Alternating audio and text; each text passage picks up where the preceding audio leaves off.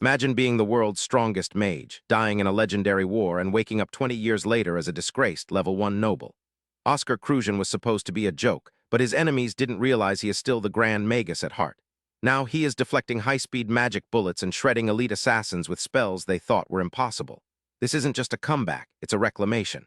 How did a dead legend end up in the body of a failure? Let's rewind. In a graveyard of his own comrades, blue light leaking from his shattered body. He's the last man standing. Extending his glowing hands, our boy screams into the void. Answer ME.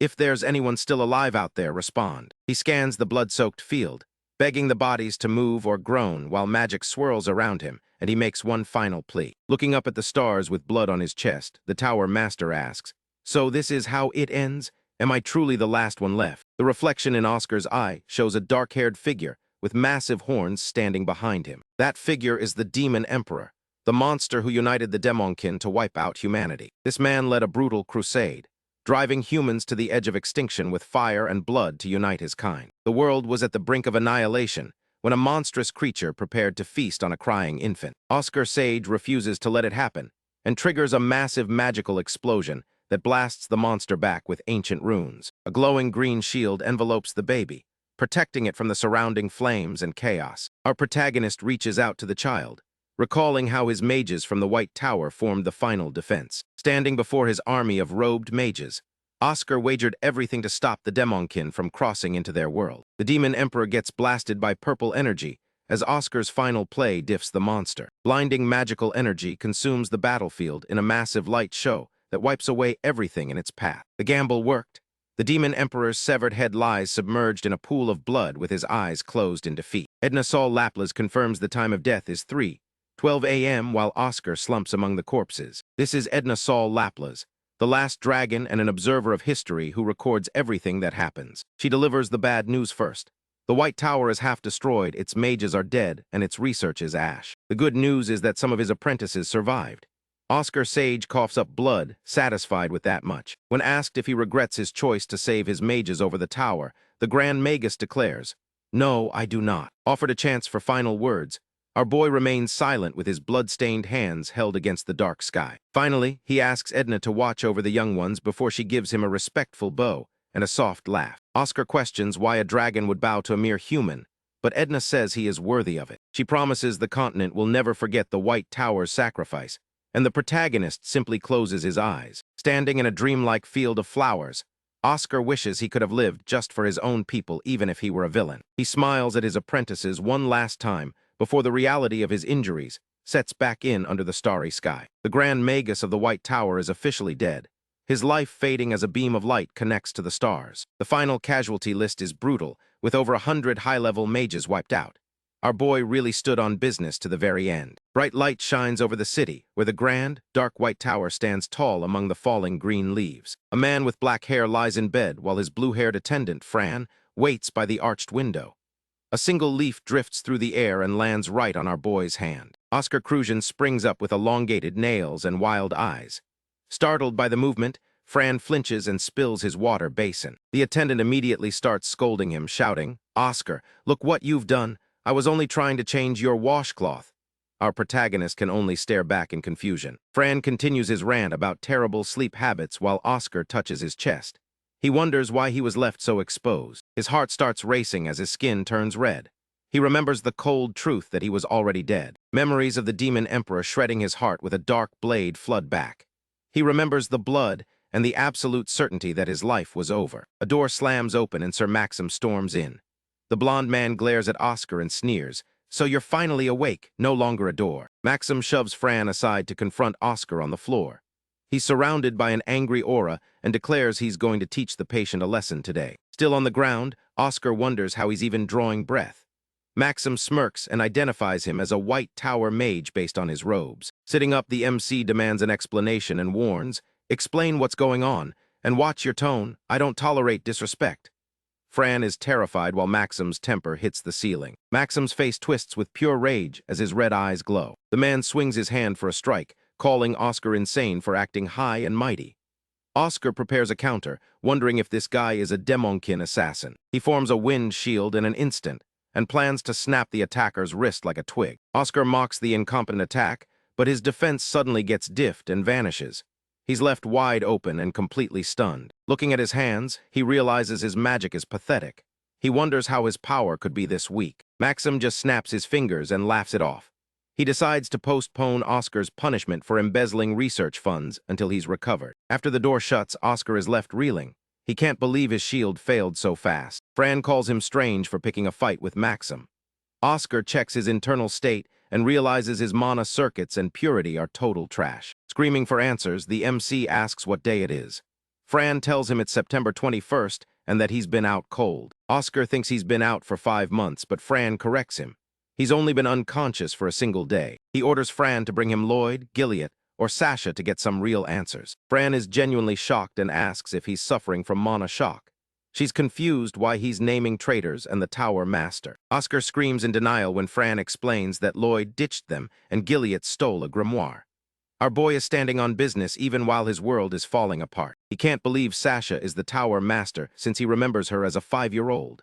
Fran tells him his math is off by 20 years. Fran sighs at his overactive imagination, but admits his lies are weirdly convincing. Looking out the window, Oscar tries to process the impossible situation. The weight of it all hits him, and he clutches his head in total shock. Oscar Crucian sits in a large chair, staring out at the world 20 years after his death.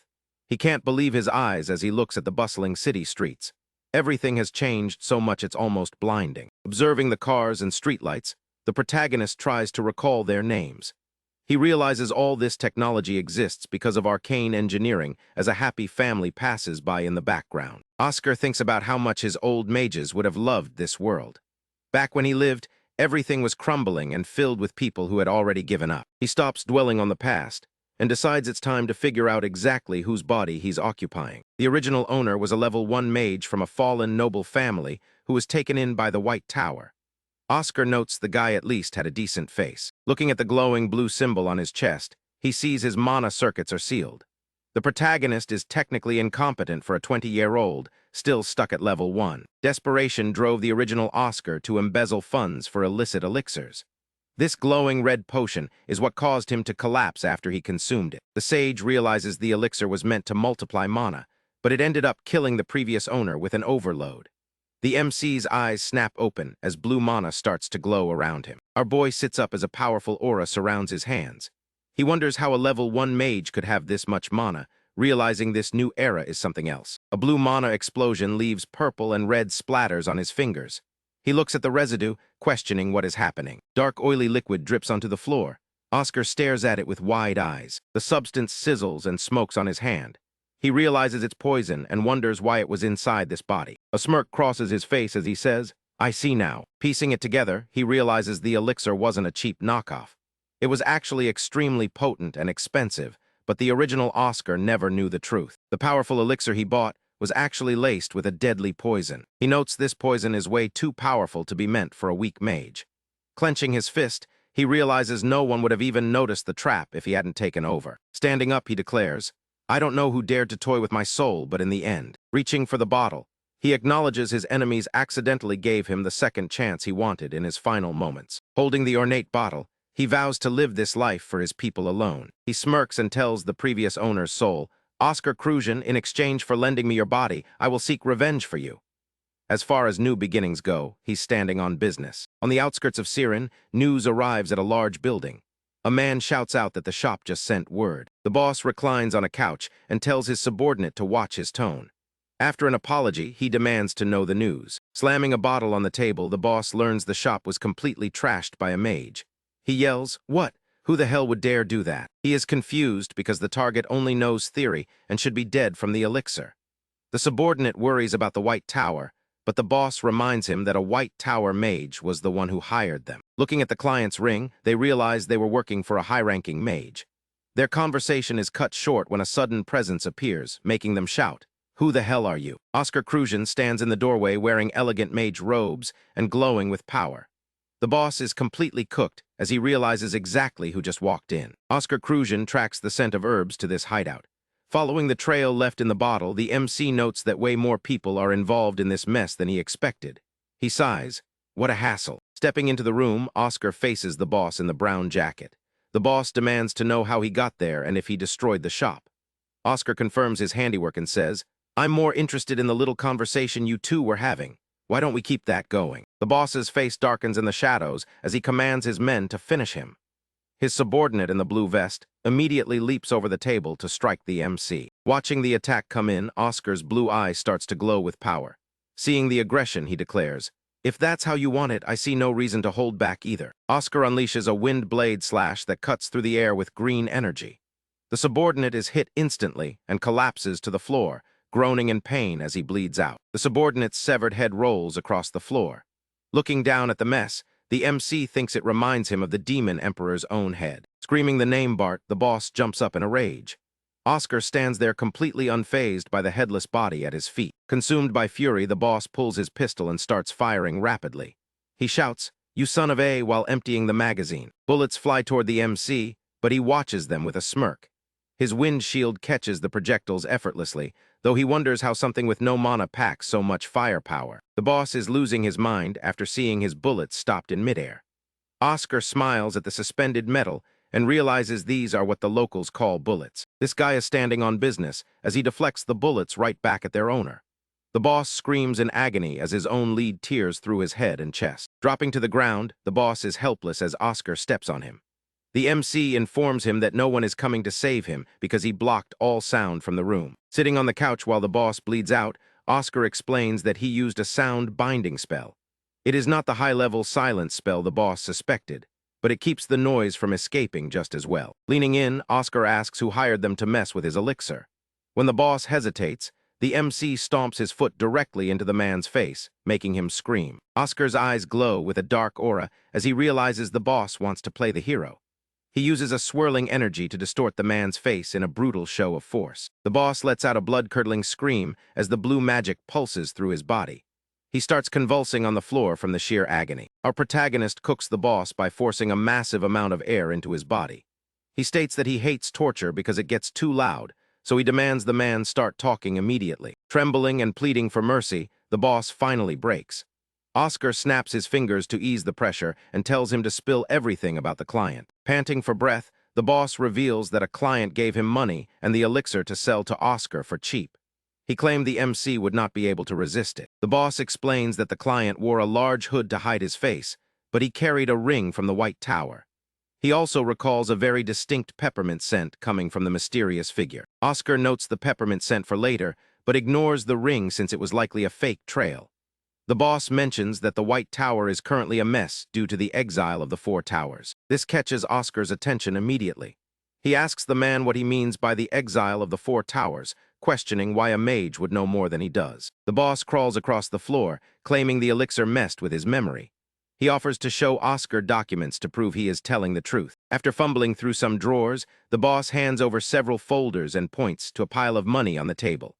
Oscar takes the records and starts processing the info. Gripping the documents, the MC realizes his first priority has to be checking on the current state of the White Tower. It turns out the White Tower is a disaster, ranking the lowest among all towers despite 30 years of tax breaks. The Imperial Court is even preparing a declaration because the tower lacks any high-level magic. Oscar is confused because he left specific records for Edna to prevent this exact situation. He decides he has to investigate the tower's decline personally. Curious about the competition, Oscar asks what the other four towers have been doing. The boss quickly answers, eager to stay on his good side. The Golden Tower in the east has used lightning magic to start a revolution in engineering. They have basically diffed the rest of the world by creating streetlights and cars. Down in the south, the Azure Tower dominates everything related to water and agriculture. They currently run the entire potion industry as well. A fiery red sword stands in a scorching desert, representing the Crimson Tower in the west and their focus on monster extermination. Oscar Cruzian sifts through records before asking his subordinate what the White Tower is currently doing. The man hesitantly answers, "THEY run, a delivery service." Shocked by the pathetic news, the MC stares back in complete disbelief. Slumped over his documents, the protagonist processes the revelation and stammers, "D-delivery." Covering his face, Oscar asks if they are literally shipping packages. The attendant confirms this, explaining that their flying Wind Riders are the fastest couriers around. Questioning the name Wind Riders, our boy recalls when White Tower mages were compared to dragons and eagles, commanding the battlefield with grace. Oscar demands to know who thought this was a good idea, and Fran reveals it was the current tower master. Our hero mutters, "One of my own mages. Great." Oscar questions how the Azure Tower stole the industries for water and potions, since those were always the most profitable. The Azure Tower holds a total monopoly on the potion market now. 20 years ago, the White Tower owned that industry, but their research legacy burned to the ground. Looking at the records, Oscar sees that the Azure Tower sells clean water at high prices and charges for making it rain in drought zones. Shocked that anyone pays for water, Oscar waves his hand dismissively.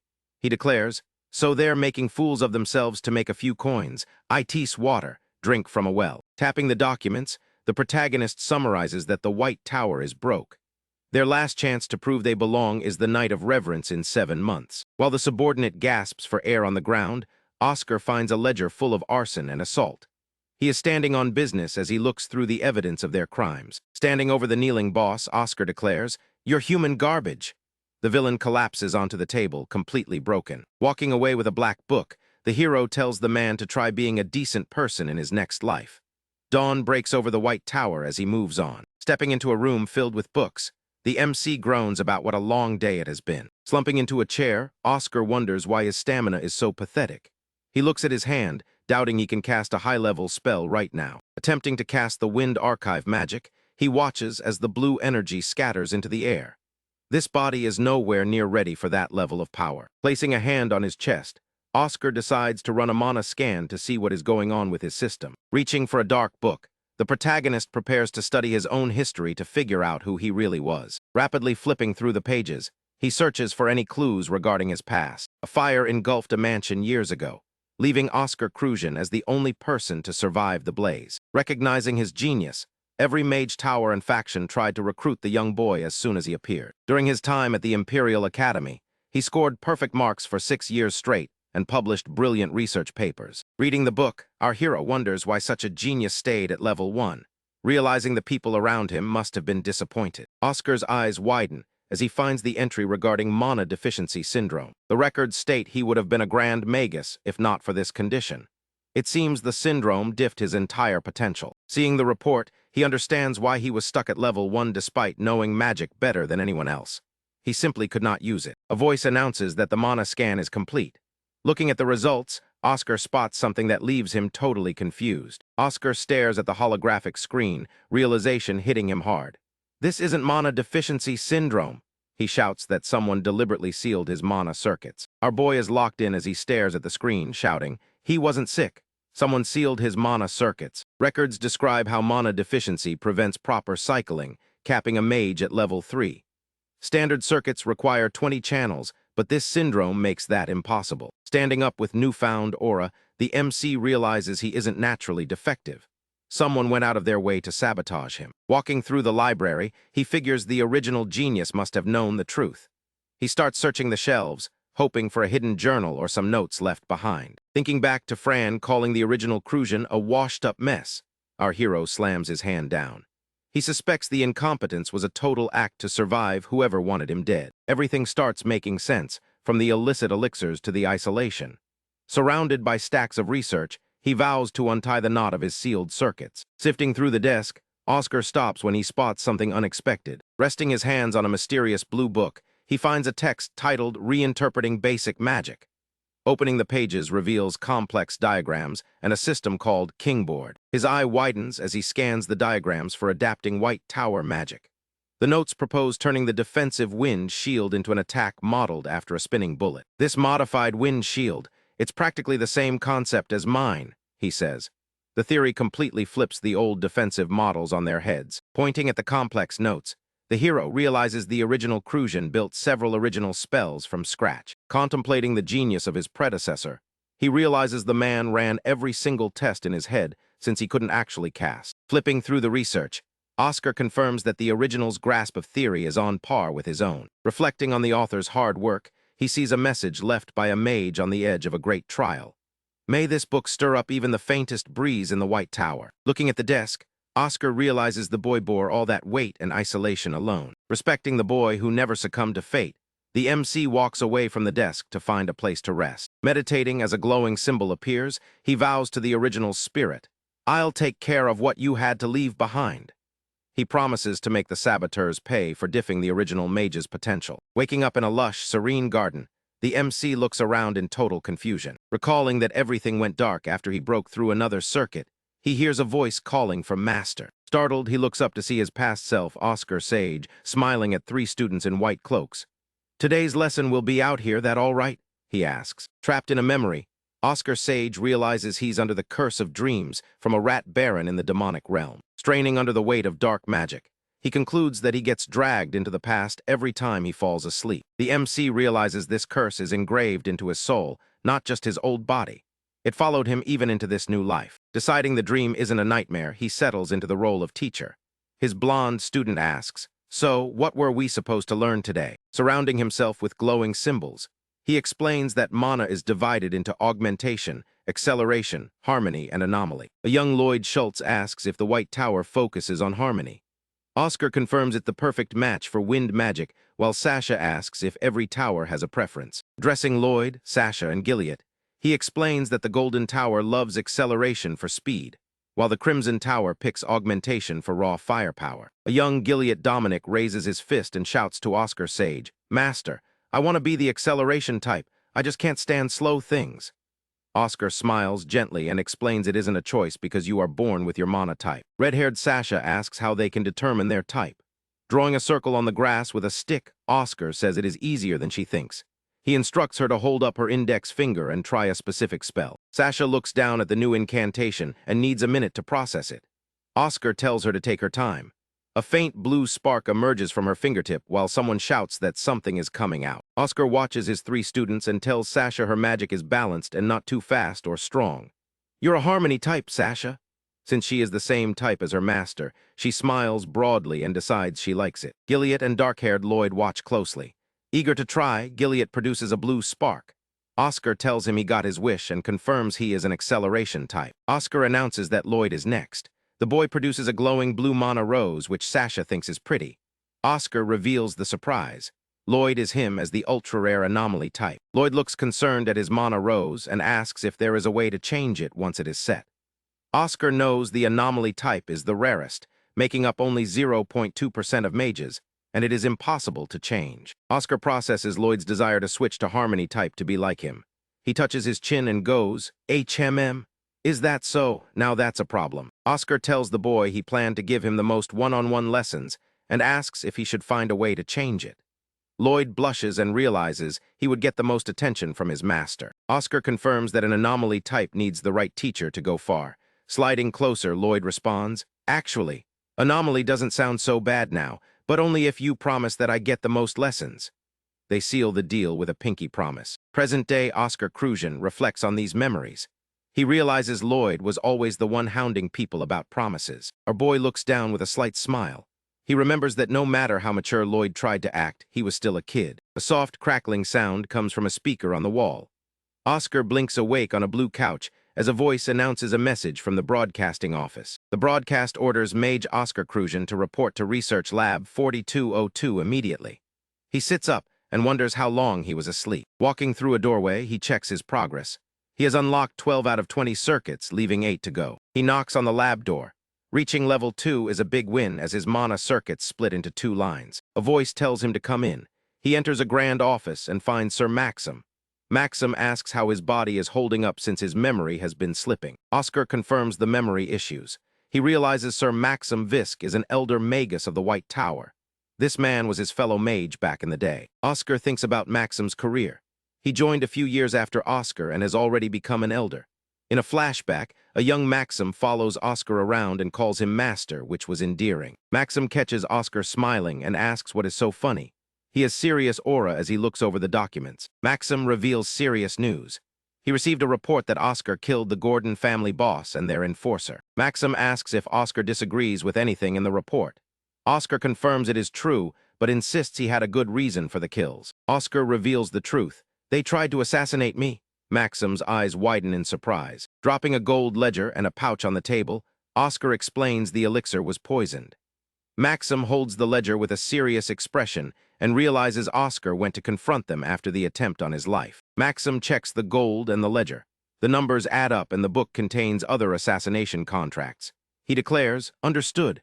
I'll close this as a case of self-defense. Oscar thanks him and asks for a personal favor. He wants to speak with the Tower Master. Maxim notes they used to have heated debates about magic. Maxim recalls the debates between Oscar and Sasha. He tells Oscar he will have to wait at least 6 months. Oscar is shocked by the delay. Maxim explains that Sasha is away on a major commission handling fieldwork herself. The tower is short on high mages. Maxim admits this isn't something to be proud of. Oscar asks for her level and learns she's a level 7 high mage. Our boy is built different because he was nearly level 9 at her age. Expecting her to be at least level 8 given her talent, he asks, "SH's only AT7. Sir Maxim asks if our boy is practicing offensive magic again after seeing a report about a body with a suspiciously clean cut. Oscar plays it cool and replies, "I practice now and then when it crosses my mind." Maxim is satisfied and dismisses him. Oscar exits the room while a white-haired man peeks through the doorway, catching Maxim's attention. Smiling as he enters, the Deputy Tower Master of the White Tower asks if Maxim was being too hard on the boy. Hamel mentions he only stopped by to make sure Maxim wasn't being too harsh. Hamel admits he can't help worrying since he brought the kid here himself. Examining the report, Maxim realizes the precision of that cut required serious effort and figures Oscar must have been training hard in secret. Maxim reevaluates the MC, admitting he might have underestimated his work ethic.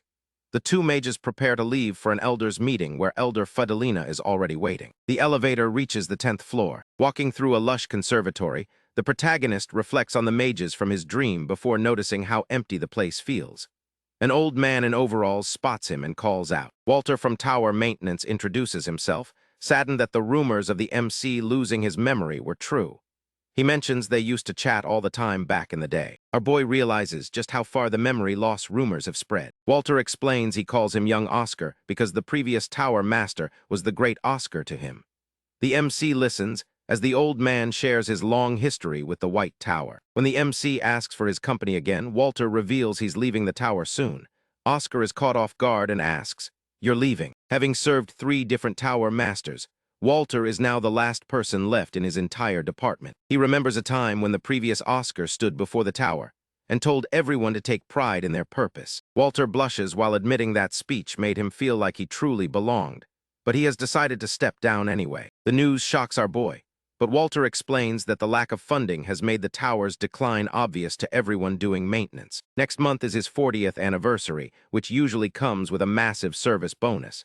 Our boy realizes what is happening and asks, "Is this about the long service bonus?" Non-mages normally receive a plaque and 200,000 vels after 40 years, which is enough to buy a house in a major city. Walter knows the tower is broke and refuses to let mages take dangerous commissions just to pay for his retirement. He considers this place his second home and won't accept the money. Realizing the White Tower is basically cooked financially, Oscar regrets looking down on the Azure Tower for their focus on making coins. He admits they built a successful era through their effort and clenches his fist so hard his knuckles bleed. Seeing the blood, Walter grabs the MC's hand and asks why he is clenching his fist with so much intensity. Walter is leaving in 2 weeks, so he takes a moment to wrap the hero's hand in a clean bandage. Oscar tells the old man he wants him to stay, but Walter insists that he should not feel obligated to help. With his eyes glowing with power, the MC stands on business and declares, "I will make sure you can stay." A mysterious woman in a wide-brimmed hat appears as a preview of things to come. Back at his desk, the protagonist wonders what he can actually do to fulfill his massive promise. Research and lectures take too long, and high-level commissions are out of reach for a level 2 mage. He looks at a newspaper and considers if potions are the only viable business left. His eyes go wide as he spots something in the paper and gasps, "Wait, is this it?" Vertical lines indicate a light bulb moment. Inside the Deputy Master's office, Fidelina is absolutely losing it over embezzlement. She yells, "I'm not letting this slide. This is embezzlement without a doubt."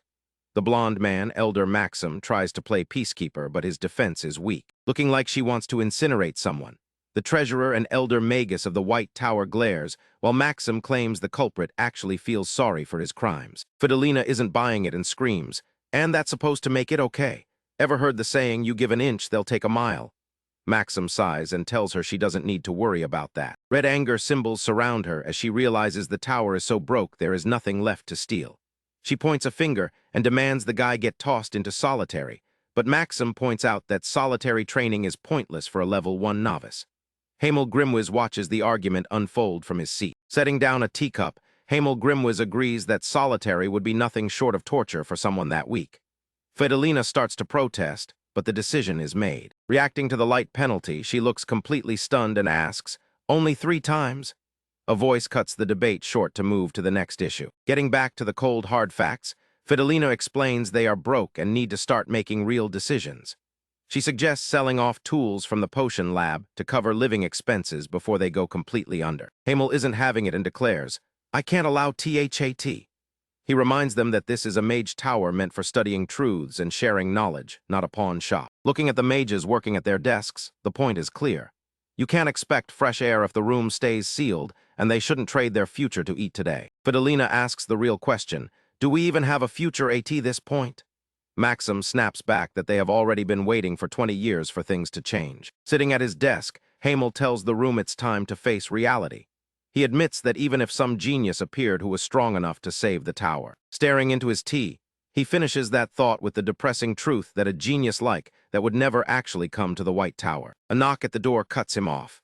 Fidelina is annoyed that someone would barge into an elders' meeting, but Hamel tells the visitor to enter. Peeking into the room, Oscar Cruzian introduces himself and apologizes for the intrusion. Standing before the big bosses, Oscar gets to the point. He looks at them with a smirk and declares, "I'd like permission to take on a business project." Fidelina is ready to throw hands as she reminds him he stole research funds a few days ago. She mocks him for having the nerve to ask for a business deal. Our boy ignores the heat and drops a newspaper on the table. He points out a flu outbreak in the Vince territory, and Hamel realizes it might be the legendary Kadina flu. There is no cure for Kadina since the formula was lost 2 decades ago. Oscar smirks because even the massive Azure Tower hasn't figured it out yet, and that's where he plans to strike. A confused little version of Hamel asks what exactly he is suggesting. Oscar stands on business and declares he is going to sell the Kadina vaccine. The elders are in shock as he promises to revive the exclusive business the White Tower once owned. Fidelina thinks this is a joke and calls it a waste of time. She asks how he expects to do what massive companies and high mages couldn't do for 20 years. Looking him dead in the eye, she asks with pure disbelief if a 20-year-old like him is really capable of such a feat. Oscar admits they all failed and that he's young, but he doesn't care. He touches his chest and asks, "I'm a genius, aren't I?" Fidelina's head nearly explodes as she starts listing every single one of his failures and the thousands of vels he's wasted on illicit elixirs. Oscar doesn't even flinch. She screams about his wealthy upbringing, but Hamel stops her cold. He reminds her that Oscar is here as an official mage with a formal proposal and tells her she is out of line. Tucking her tail, she offers a quick apology for her behavior. Oscar realizes she's the treasurer, which explains why she wants his head on a pike. He knows he's been a disappointment for 2 years, so he doesn't hold a grudge. Turning back to the master, he keeps that confident smile and asks them once more to consider investing in his plan. Oscar Cruzian sports a sharp smile and declares, "I'm nothing like Oscar Cruzian." He asks why they are so sure it's the Kadina flu and points them toward page 2 of the newspaper. Reading the paper, an older man sees that Archbishop Baldwin of the Order of Eltera changed his route. He's staying in Siren for a whole month, which Oscar finds incredibly suspicious. 7 archbishops represent the Order of Eltera, but piety is not the only requirement. You need a massive amount of gold to buy a seat as a cardinal. Archbishops use pilgrimages to bleed nobles and merchants for donations. Siren has been shrinking for 20 years, making it a terrible place for a money-hungry cleric to linger. Sir Maxim asks if the archbishop is there to offer a blessing. Oscar counters that it makes no sense to offer a high-priced blessing to a city that cannot afford it. Spinning a globe, Oscar explains the fixed pilgrimage path. The route goes from Siren to Mosque, Melbourne, and Greenwell, with the final stop being Vince. Oscar realizes the archbishop spent a full month in Knox before Siren. The man is clearly stalling at every stop to avoid reaching Vince for as long as possible. Hamel and the others listen as Oscar explains the stakes. If a disaster happens during a pilgrimage, the order labels it divine punishment, which would destroy the archbishop's career. Maxim realizes Baldwin already knows about the outbreak in Vince and is hiding. Fidelina admits the analysis is solid, but reminds them it remains a hypothesis. Master Hamel Grimwiz looks at the protagonist and acknowledges that he understands the proposal. Approving official funding is impossible because it would strip the other active mages of their support. Oscar starts to protest, but Hamel has a different plan. Master Hamel has aura for days as he decides to invest his own personal wealth into the project. Fidelina's jaw drops as she tries to talk him out of spending that fortune. Hamel can only provide 30,000 vels from his own pocket. Oscar begins calculating if that's even enough to begin development on a vaccine. The math hits Oscar hard as he realizes the amount is not even close to what he actually needs. Surrounded by alchemical tools in the laboratory, Oscar decides to pivot to Plan B. He checks his equipment and gets ready to work. The plan is to brew a sample first and then use it to pitch the archbishop for the real funding. Fran watches from the background, noting how desperate the cleric must be. Sliding on his safety goggles, Oscar prepares for the experiment. He grins and decides to warm up a bit, leaving Fran wondering what's wrong with him. Red magic flows as Oscar focuses on the reaction. He cooks a bubbling red liquid in a flask and carefully transfers it into a smaller bottle. Checking the potion, Oscar is satisfied that his skills as a grand mage are still sharp. He brewed a recovery tonic as a warm-up, while Fran struggles to haul heavy sacks nearby. Fran lets out a pained cry, feeling like his spine is about to snap under the weight of the supply bags. Exhausted on the floor, Fran asks for a drink to keep from dying. Oscar offers him the fresh recovery potion he finished a second ago. Fran takes the small bottle and the long receipt for the herbs. Realizing the bottle is still warm, Fran asks if Oscar brewed it. Oscar casually confirms he finished it a second ago. High-quality herbs fill the sacks as Fran reports that the shopkeeper was annoyed. He took all the best inventory. Oscar hits Fran on the head after the boy suggests the tower might fail. He claims it was a reflex because of the bad omen. Rubbing his head, Fran asks for the next task. Fidelina told him Oscar would be helpless without help, but the MC tells him to start moving supplies. Grabbing 2 massive sacks himself, Oscar declares he doesn't really need an assistant. Oscar Crucian looks at the White Tower and its mages. He thinks they are all a bit crazy, but their flaws are exactly what the tower needs to grow stronger. Hauling heavy supplies, Oscar watches Fran serious. He thinks the boy is another tower misfit and wonders what he can really do. Surrounded by black lilybulls and crimson licorice, Oscar prepares the dangerous herbs. Fran thinks they need to boil the plants for 12 hours to remove the toxins, but the MC has other plans. Putting glowing leaves into a steamer, Oscar explains that boiling destroys the good properties along with the bad. He asks Fran if he knows about dumplings from the state of Yan, because the same steaming logic applies here. Oscar taps the golden pot and reveals that steaming keeps 98% of the herb's effects. Fran gets hyped about the profit margins, and our boy is definitely standing on business as he plans to reclaim the potion market. Fran asks if the detoxification is done. Oscar checks the pot and says they only soften the ingredients for the real work. Oscar prepares to strip the poison away.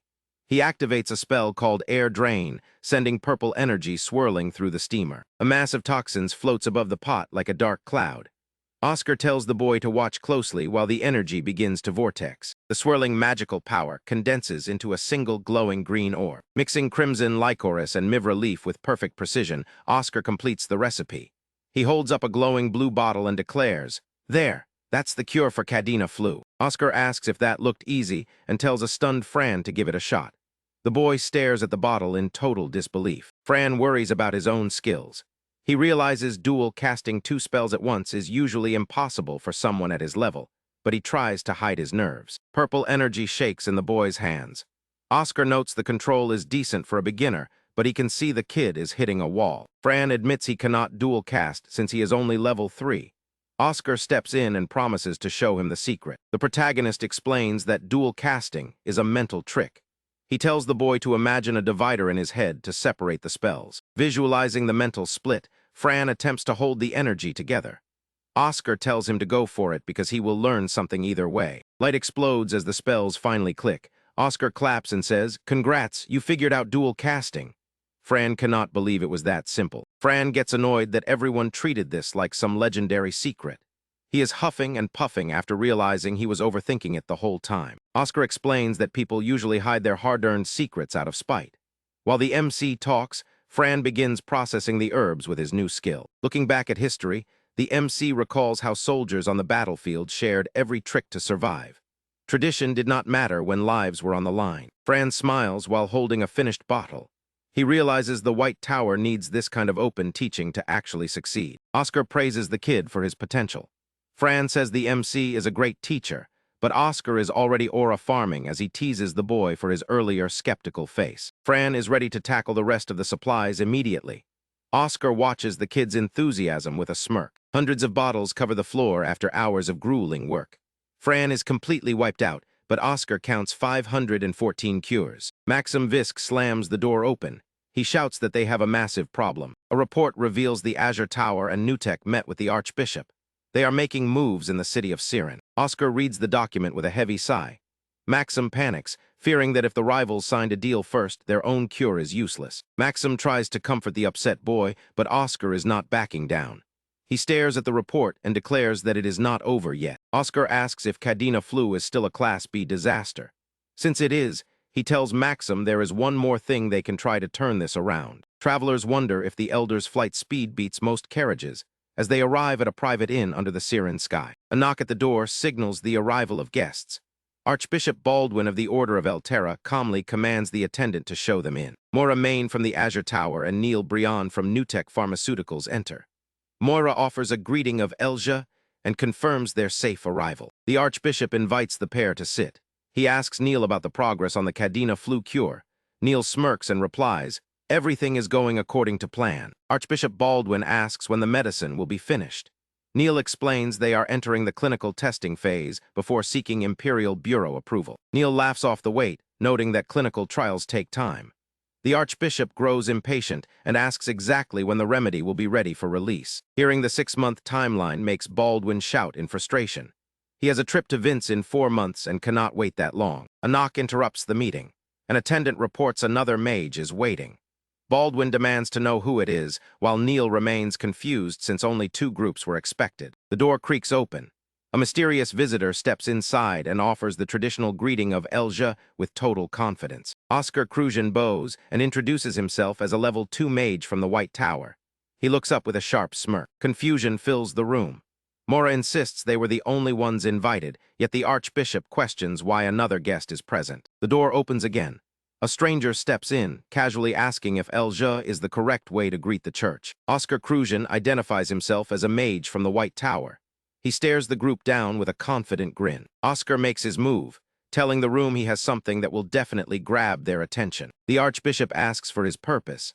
Oscar makes a bold declaration. "I've come to offer you a cure for the Kadina flu." Baldwin mentions that others have already offered the same thing. Oscar wonders aloud if he arrived too late. The Archbishop reassures him. He notes that the rival preparations are nowhere near completion. Neil points an angry finger at Oscar. He shouts that it's a lie and questions how the White Tower could ever afford to make a cure. Baldwin asks for the boy's name once more. He looks Oscar in the eye and asks if he truly has the cure. Oscar places a wooden box on the table. He asks the Archbishop, who would dare speak falsehoods before the Archbishop of Eltera. The box opens to reveal a glowing blue potion. It is a sample of the actual Kadina flu cure, leaving the room stunned. Neil tries to regain control by asking about delivery dates. He turns on Oscar, screaming that the White Tower mage is acting out of line, while Oscar mentions the need for Bureau approval. A realization hits Neil. He asks if the Bureau has approved this cure yet. Oscar admits that it hasn't happened yet. Neil smirks, claiming the White Tower is just as unqualified as anyone else. He brags about his ability to mass-produce the cure once approved. Oscar is locked in, as he reminds everyone that the White Tower actually created the cure first. Dismissing their claims, Oscar declares that the Azure Tower calling itself historic is laughable. Our boy is standing on business for the White Tower. Oscar Crujan glares with glowing blue eyes and demands, "What did you just say? I'll give you one chance to take that back." Neil Brion smirks and asks which tower was built first, mocking the fact that Oscar's group is only 5 years older. Neil mocks the 5-year gap as a grand tower shines in the distance. Neil stares down Oscar with the White Tower behind him, claiming every Azure Tower master has tried and failed to bridge their centuries of history. Clenching his fist, Neil reminds him that the White Tower controlled the entire potion market 2 decades ago. He dismisses the past as forgotten history before flinching in shock. A glitchy purple energy leaks out of Oscar as he asks if Neil really thinks no one remembers. Neil and Moira watch in concern, wondering how a level 2 could produce such an intense aura. Oscar decides to give him a reminder as a massive burst of power erupts. An attendant bursts through the doors holding a golden phone, yelling for his grace and apologizing for the urgent interruption. Oscar asks what the commotion is about. The attendant reveals the transmission is from Lord Vince. The news hits with massive impact. On the other end of the line, Archbishop Baldwin offers his deepest thanks for the Kadina flu cure. Baldwin explains that the White Tower elder delivered the medicine quietly, and the patients recovered within hours. Oscar listens with a subtle smile while the archbishop calls it a miracle from the goddess. Oscar asks if there were any side effects. The archbishop confirms everything is perfect and asks when the next shipment will arrive. Sir Maxim walks down the street, recalling how the archbishop left the decision-making entirely to him. Baldwin is pure relief, as Oscar promises the second batch will be ready shortly. While the archbishop celebrates, an angry man slams his fist on a table and shouts that this violates imperial medical law. A voice firmly shuts him down. Oscar mocks their lack of legal knowledge and asks if they have even read the wartime statute. His opponent snaps back, demanding to know what that has to do with anything. Reflecting on 20 years of peace, our boy realizes they have already forgotten the lessons of the past. In a flashback to the war against the Demonkin, he recalls how plague was a deadlier threat than any physical weapon. Oscar explains that waiting for approvals cost lives during the war, leading the king to add a special clause for medicine used during conflicts. The statute classifies any medicine used to treat the wounded during a conflict as a special remedy. A man in a blue uniform argues that this is not a war, but Walter explains there are 3 official conditions that qualify as a state of conflict. The man in blue looks stunned as Walter reveals the Kadina flu is classified as a Grade B natural disaster, making medical law completely irrelevant. The official tries to pivot by saying they will send their own cure, but Walter tells him he has already lost the plot. The moment the White Tower cure reached its destination, the contest ended. Archbishop Baldwin points out that he has already aligned with the White Tower. The man in blue sweats and tries to lower his price to negotiate. Baldwin slams his desk and screams, "Are you trying to buy MY honor with coin?" Oscar stands up and orders the man to leave his sight immediately. Oscar stands tall while the official retreats in total defeat. Our boy is standing on business with a smug smile. He tells Lord Vince that the patents for the cure and vaccine were already filed with the Imperial court. Lord Vince is absolutely cooked as Oscar explains he now owes the White Tower royalties for every sale, or he has to trash his entire stock. Lord Vince storms out of the room with his blue cloak flaring. Oscar Crucian watches the man leave in silence. A man with short white hair bows to the archbishop. He says, "I'll take my leave, your grace," while Oscar keeps a close eye on him from a distance. A magical breeze carrying glowing particles and green leaves drifts past the group. Oscar freezes the moment the wind reaches him. Oscar stares at the man in the black coat with a stunned expression, while the magic continues to swirl around them. Seeing the man triggers a memory of a blood-stained shirt. Oscar realizes there was a very distinctive peppermint scent that he can never forget. Drenched as if by rain, Oscar looks forward with a serious expression. This scent is the only thing he remembers from that night. Oscar stands before a closed door until a laugh from inside signals him to enter. The archbishop gestures toward a seat and says, "Now then, come sit over here. We can finally talk properly." The negotiation starts with the archbishop mentioning that other towers asked for 2 million vels. Our boy responds with a subtle grin. Holding up 5 fingers, the protagonist declares, "If they said 2, we'll take 5. 5 million vels, no more." The archbishop is absolutely baffled by the price hike. A few hours pass, and someone is screaming at the White Tower. They are staring at a check for 10 million vels in total disbelief. Oscar shrugs off the success, while Fran and Maxim Visk tackle him with hugs. Fran calls him a little genius, while Maxim claims he always believed in him. Hamel Grimwiz holds the check with wide eyes. He wonders how anyone got the archbishop to agree to such a staggering price. Standing before Hamel in the library, our boy explains there was a hidden cost. He flashes a confident smirk. Confirming the massive payment, the team celebrates the 10 million vels they secured for advertising. Oscar breaks down the scheme to Hamel.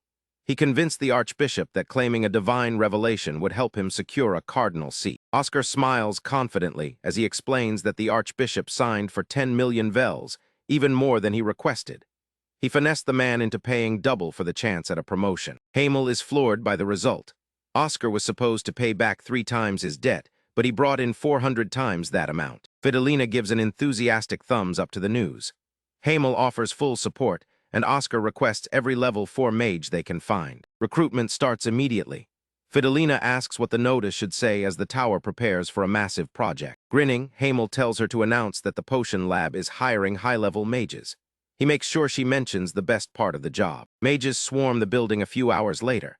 They can hardly believe how crowded the place is as they gossip about the promise of free meat. Clapping his hands to get their attention, the MC asks for silence.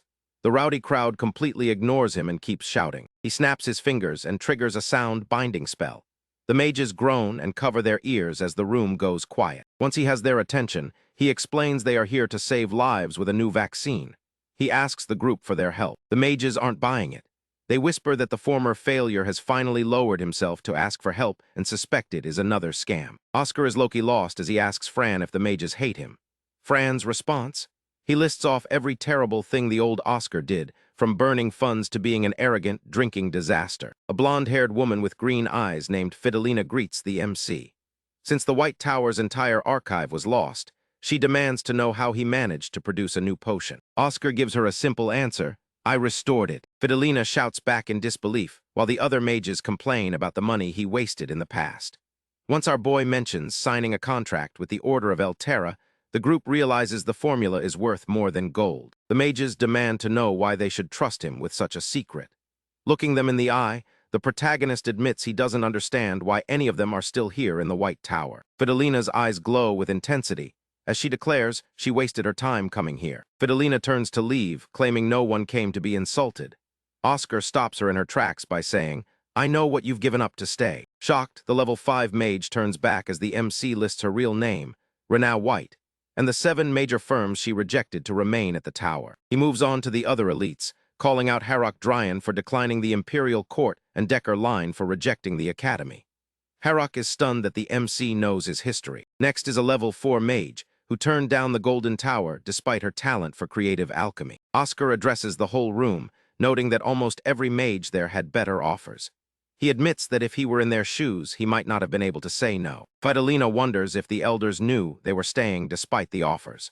The protagonist explains that the elders hid the truth because they didn't want to burden the mages. Calling this the harshest winter in the tower's history, he acknowledges they could have easily left for a warmer place. Because they chose to stay in the cold, he asks the room, who could I trust? Oscar wipes away fake tears and jokes that if they refuse his offer, he and Fran will handle it alone.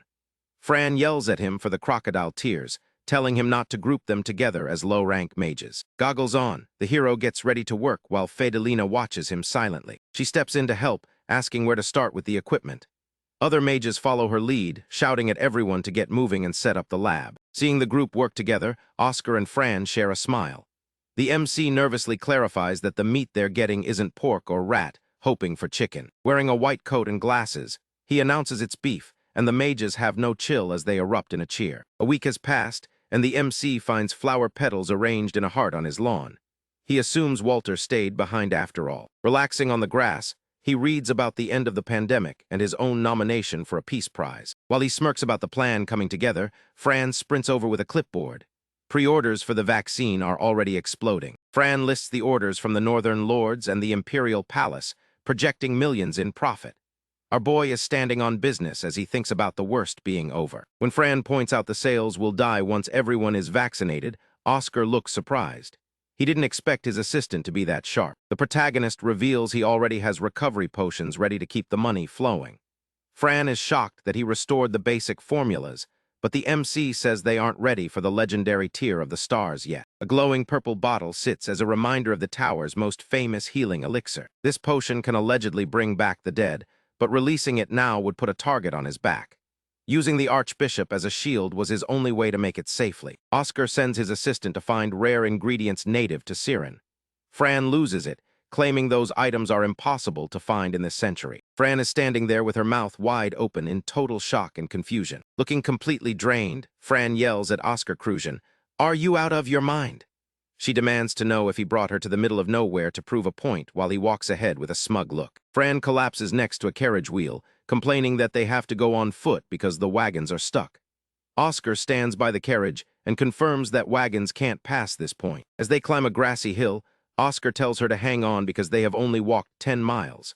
Fran is baffled by the word miles and asks if he is using a system that was scrapped nearly 2 decades ago. Oscar stops in his tracks, shocked to hear that nobody uses miles anymore.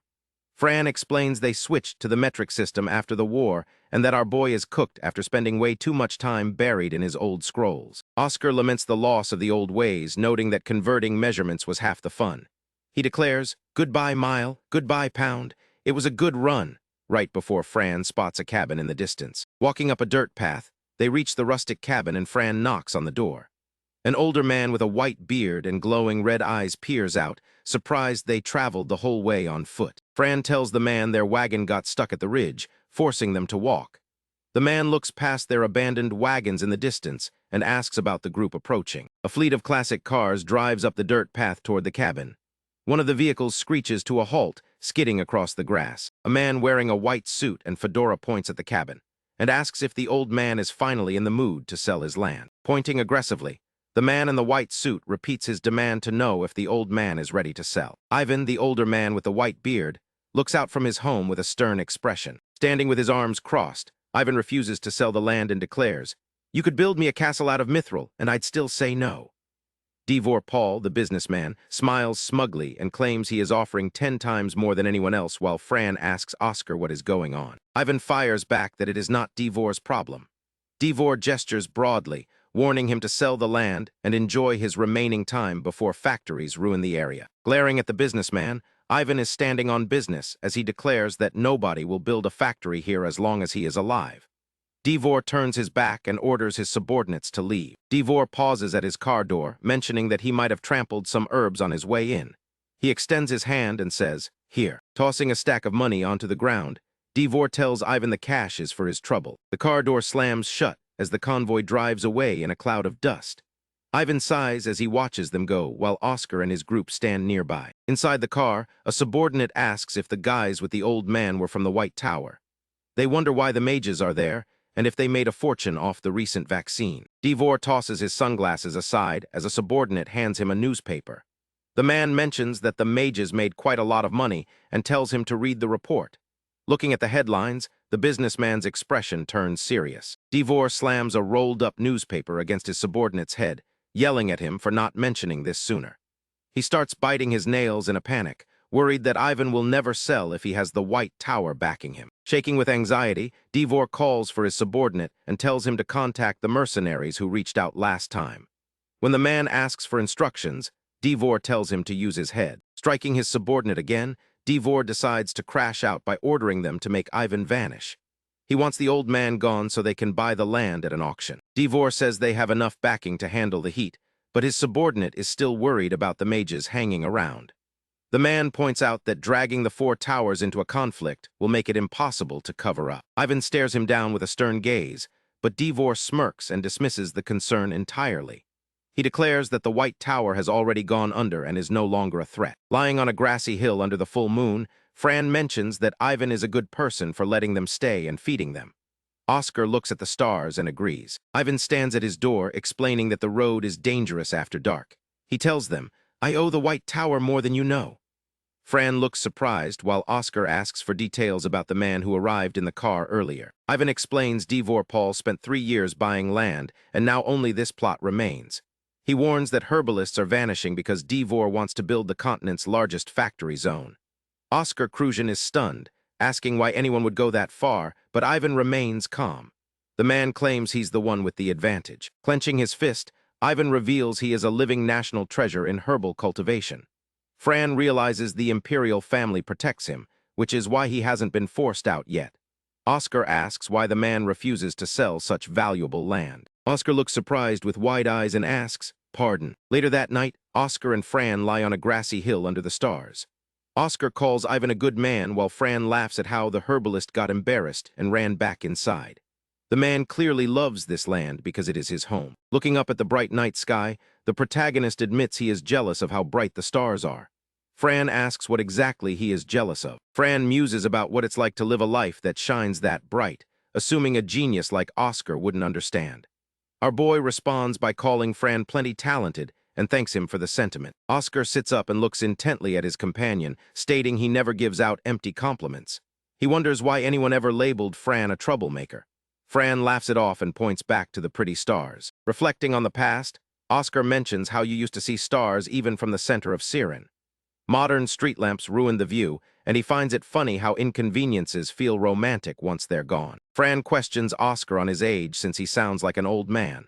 Shifting the focus, the protagonist wonders if the herb industry can really make a comeback, noting they will need to talk to Ivan in the morning. Oscar flinches as a realization hits him. Sitting up abruptly, the MC looks worried. Fran thinks he's seen a ghost, but the hero clarifies that people are approaching. He senses 4 of them, though Fran doesn't feel a thing. Oscar stands up and orders Fran to get moving. If the boy can't detect them, they aren't here for a friendly chat. He warns, Looks like weave GOTGUESTS. A pink glow emanates from Oscar's mouth as he prepares to release a spell. A green-haired man with fangs runs through the night, questioning why Devor Paul finally stopped being a coward. An older white-haired man with him says he doesn't care about the risk as long as the pay is good. Jack, the leader in the red coat, orders his crew to stay sharp because mages might be on site. The crew assumes it's just the White Tower, which they think will be easy. The green-haired man actually hopes a mage is there so he can test his skills. The fanged attacker picks the lock on the door while Jack waits. He thinks it's too quiet and assumes the old man is already unconscious. Stepping into the rustic room with a dagger drawn, the intruder finds the situation almost boring. Thinking there is no mage in sight, the man feels let down. His eyes widen in shock as he realizes he isn't alone. Spinning around with his dagger, the attacker shouts in surprise. Oscar is already waiting with a glowing blue orb of energy. He tells the intruder that he caught on a little too fast before blasting him with a wind bullet. The red beam pierces the man's chest and sends him crashing to the floor. The hero diffs the intruder instantly, leaving him dead on the floor. This specialized wind spell reinterprets basic magic using firearm mechanics to maximize lethality. Stepping outside, Oscar notes there are 3 enemies left. His eyes widen as he spots the remaining intruders in the dark. Jack and his partner stand in the field, wondering where their companion went. Oscar steps out with a mocking smile and a finger to his lips. He tells them their friend is inside sleeping and they can go get him, though he might be out forever. The older man calls his fallen comrade pathetic for letting his guard down. Jack demands the location of the herbalist, promising to forget about the death if Oscar cooperates. The protagonist knows Jack is no amateur, and the villain quickly decides to hold a grudge after all. Jack leaps down and gives the order to kill. The older man begins a dark, swirling attack. The gunslinger crew member strikes down with his staff, unleashing a massive red energy burst. Oscar is standing on business, blocking the entire explosion with a blue magical aura. The attacker shouts in frustration after his strike is deflected. Oscar looks up with a confident smile and says, "Not bad, kid." The white-bearded member of the gunslinger crew yells in frustration. Oscar watches him with a smirk, blue magic swirling around him, and taunts, "Not bad, kid." The old man swings his staff, but the protagonist effortlessly dodges with a glowing orb in hand. His opponent grins and reveals a hidden short blade, declaring, "I doubt you realize this is an esoteric weapon. Tough break for you." Oscar focuses a powerful orb at his fingertips, red energy crackling as he states, "This is where you die." Our boy cooks the old man by flicking 2 blue orbs forward with incredible speed. He lets out a grunt of confusion before clenching his glowing fist and dismissively muttering, "Bit of a letdown, actually." The white-bearded man swings his glowing staff again and looks surprised when the hit connects. A magical vortex crackles at the point of impact. Disbelieving that a surprise strike could fail, the old man shouts that the hero still managed to land a clean shot. A man with short dark hair taunts Oscar, calling his secret weapon a joke. Oscar reacts with a shocked expression. The dark-haired man moves low and demands to know why the protagonist is walking away after winning. He levels a heavy gun at the MC's back, shouting, "You trying to mock me?" A beam of white light hits the dark-haired gunman in the eye, distorting his face. Oscar crouches as blue magic shatters around him, crackling with electricity from a sudden hit. The dark-haired man stands there with a fresh cut on his cheek, while a red-haired gunman appears in the distance. The shooter watches our boy fall back with a chest wound and says, "Shame." Standing over the fallen body, the red-haired gunman looks down. He tells Oscar that if he had dropped his guard for even a second, he'd be dead already. The white-bearded crew member asks if the fallen man was an ally. The gunman dismisses it, calling him a replaceable grunt. Wiping blood from his cheek, the dark-haired man calls it typical lowlife behavior. He looks at the red-haired gunman's weapon and asks if it is a toy. The gunman reloads his ornate weapon and calls the question insulting. He explains it has 3 spells woven into it: acceleration, augmentation, and piercing. Surprised that the dark-haired man figured it out, the red-haired gunman stares as his opponent wipes the cut.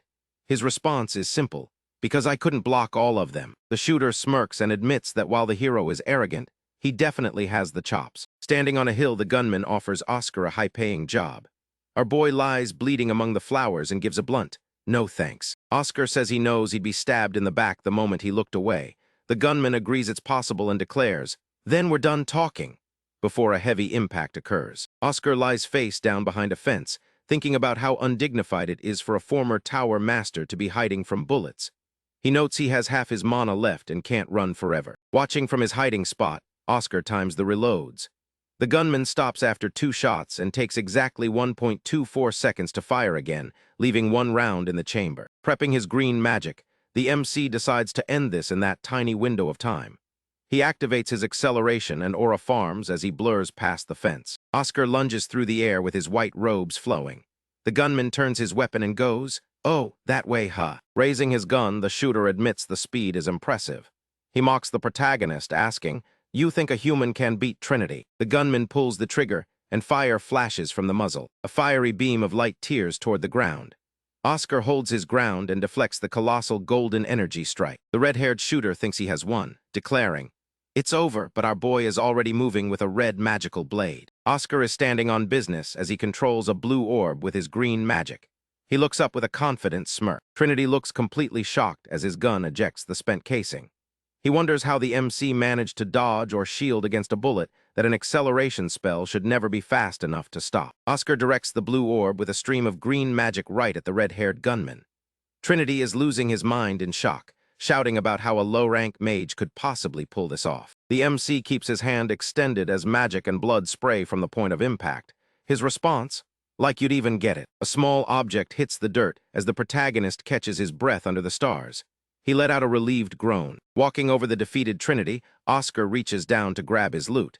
He calls the whole encounter a massive pain. The MC examines the intricate gun, breaking down its functions of acceleration and penetration. He admits that weapon was actually a serious problem. Oscar explains that his wind shield was layered specifically to reduce friction.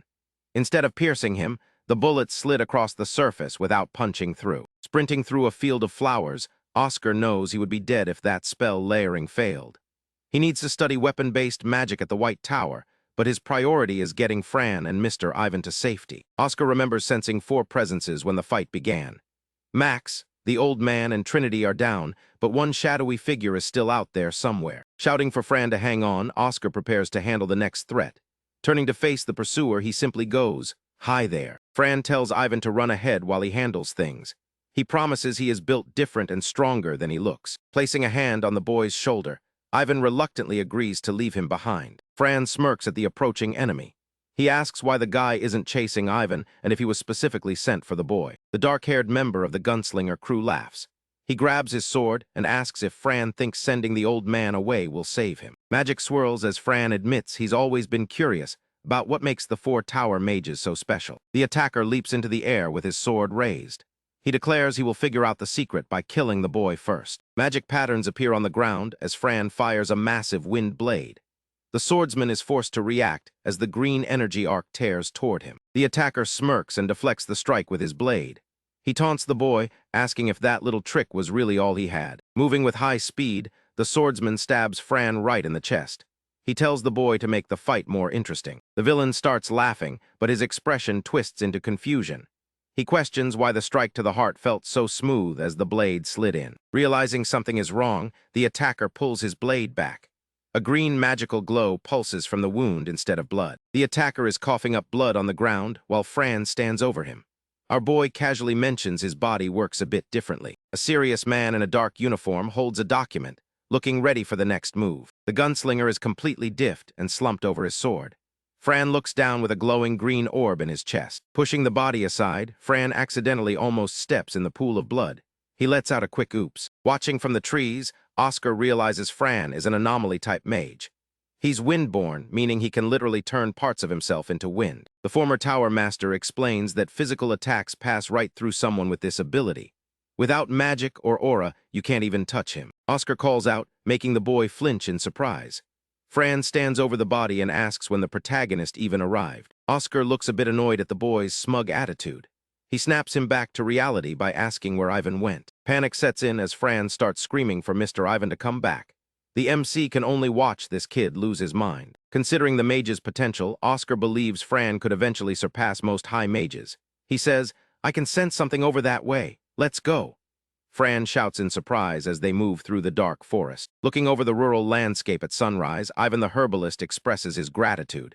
He places a hand on Fran's shoulder and tells him, "I mean it. Truly, thank you. If it weren't for you two, I wouldn't have lived to see this morning." Fran gets flustered and tries to deflect the credit to the MC. Oscar stares ahead while the young mage peeks his back. The hero admits he missed the swordsman and tells the boy, If you hadn't been there, things could have gone real bad. You really saved the day. Ivan thanks the boy while Oscar watches with a smile. Fran blushes and asks if everything is finally over, but the MC responds that they aren't finished quite yet. Fran asks the protagonist why Devor Paul is so obsessed with these herbs. Oscar explains that the man won't quit and will definitely try something else now that the assassination failed, as this land is the most fertile area in the heart of Siren. A massive industrial complex pumps smoke into the sky while waste poisons the Wolf River downstream. The soil is at risk, and Oscar listens with a serious face as he realizes their last hope of growing anything will be gone if the factories get any closer. Ivan looks up at the MC with a heavy expression. He asks if Oscar was referring to the promise made by the Fourth Tower Master, Leonard Itters, when he mentioned owing the White Tower. Oscar confirms he knows all about it. In the past, people hunted the herb gatherers and called them witches because they sold mysterious concoctions from boiling pots. This history forced them to live in the shadows until everything changed. A hooded figure appears in the woods behind the hidden gatherers. It is Leonard Itters, the Fourth Tower Master, approaching the outcasts. Leonard Itters holds out his hand and invites the gatherers to Siren. He promises, "Come to Siren, let it be your home, for you and for your children. No one will ever look down on you here." He was known as the sharpest mind of his generation. Processing the weight of the story, Oscar keeps his eyes fixed on the herbalist. Oscar explains he read about this invitation in the ancient records passed down to Tower Masters. Herb gatherers from across the continent flocked to Siren after that, finally finding a place where they belonged. Even Fran realizes how significant this moment is. Ivan smiles gently while explaining how the White Tower gave his ancestors pride. He asks how they could ever turn their backs on the tower now. Oscar bows deeply to the old herbalist to show his respect. Ivan smiles back and declares that the White Tower stands with him from this moment on. Ivan asks if the hero has a plan to deal with the Empire. Oscar mentions he can't leave the land unguarded, though he jokes that the serious conversation ruined his big emotional moment. The old man worries Devor will move while the Empire delays their response. Oscar is standing on business and assures him the Empire will move faster than light today. Our boy grins with total confidence. Lord Vince frantically packs boxes in his office while someone tells him to get out now. He screams in frustration. The official contract for the Kadina flu cure is being signed today, and his world is falling apart. A doctor flinches as a door slams shut, while a voice warns him that he's dead if he tries to run. Walker from the Imperial Bureau of Internal Security bursts into the room, and the villain is absolutely cooked. He orders Devor Paul to freeze and confirms the target's identity, while the man shivers on the floor. Holding up a document with a red seal, Walker announces Devor is under arrest for conspiracy, murder, and attempting to destroy a national treasure. Devor's jaw drops in pure shock. The businessman tries to claim he's a respectable citizen, but Walker tells him to shut his mouth. A subordinate moves in with the handcuffs to end the man's career. One of the gunslingers starts sweating as he realizes the situation is way over his head. He desperately looks for an exit strategy before the hammer drops. Devor smirks and asks if he can light a cigar before they haul him away. Walker stares him down with a cold, unblinking gaze. Walker's patience is gone, and he orders his men to drag the criminal out. Devor screams about his high-level backers, but Walker diffs him by saying he doesn't know or care who they are. Devor Paul looks completely broken, sweat pouring down his face as he clutches a cigar. A gloved hand snatches the cigar away from the cuffed criminal, who is absolutely cooked. Holding the confiscated cigar, Walker smirks and remarks, "Funny how criminals always have expensive taste." Background goons are desperately claiming they did nothing, while Devor Paul asks the chief for a moment of his time. One of the subordinates wonders why the entire team had to rush here in a single day for a guy like Devor. Walker shuts down the confusion by stating the order came straight from the top. Walking past the bookshelves, Walker explains that His Majesty has a soft spot for the White Tower. When the subordinate asks for clarification, the chief simply says it's grown-up business. Looking deep in thought, Walker admits he never understood the appeal of the White Tower. They had their glory days 20 years ago, but throwing a bird with broken wings into the sky won't stop the eventual fall. Walker asks his subordinate Doran how old he is, and the young man confirms he is 23. This means Doran was only 3 years old when the world changed. Flashbacks show a young Doran celebrating with a massive crowd during the victory over the Demonkin. It was the day humanity finally won their freedom. The White Tower used to glow with immense power while the world cheered for them. Walker crushes his cigar into an ashtray, wondering why the higher-ups are still obsessed with that ancient aura. Walker tells Doran to move out because they have one more stop to make. The subordinate is surprised since he thought they were done for the day. Stepping away from the group, Walker orders the rest of the team to clock out while he and Doran head west. He is standing on business as he prepares to shut down illegal factories near the Wolf River. The chief looks thoughtful as he reveals his true motivation. He is personally handling these factories as a way of saying, thanks to Oscar Crujan and Fran Sirius for taking out Jack's gunslingers. Following behind his boss, Doran asks if they can stop for food on the way. Walker gives him a flat no, telling him he can eat once the job is finished. Oscar Crujan and Fran stand before the White Tower as the sun sets. Fran is ready for a drink now that things are over, but Oscar insists on reporting to Master Grimwiz first. Fran panics and sprints away the moment he hears a voice, claiming he has urgent business elsewhere. Hamel Grimwiz, the Deputy Tower Master, arrives and assumes his old eyes are playing tricks on him since Fran is already gone. Hamel laughs off the kid's quick exit and praises Oscar for pulling off something remarkable during his supposed stroll. He leads the way to his office so they can discuss the official report. Walking through the decorated halls, Hamel notices that Oscar seems a bit troubled. He asks the young man if something happened to put him in such a somber mood. Hamel gives Oscar a knowing look and asks if Fran mentioned anything to him. Seeing the reaction, the Deputy Tower Master realizes Oscar is already aware that something is up. Oscar asks what is going on, and the news is heavy.